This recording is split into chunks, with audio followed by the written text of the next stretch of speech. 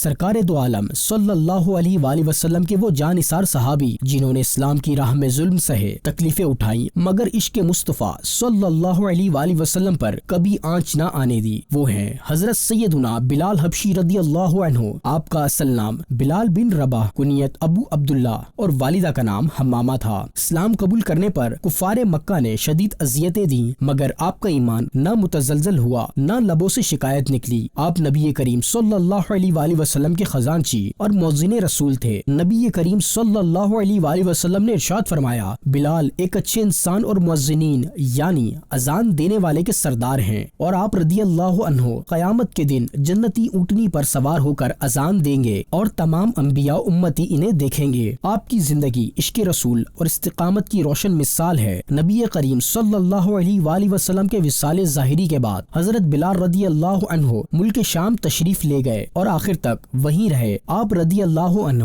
سن 20 ہجری کو اس دنیا فانی سے رخصت ہوئے اور دمشق کے باب صغیر قبرستان میں آپ کا مزار شریف ہے۔ اللہ پاک ان پر لاکھوں رحمتیں نازل فرمائے اور ان کے صدقے ہمیں بھی سچا عشق مصطفیٰ صلی اللہ علیہ وآلہ وسلم نصیب ہو، آمین، بجاہ النبی الامین صلی اللہ علیہ وآلہ وسلم۔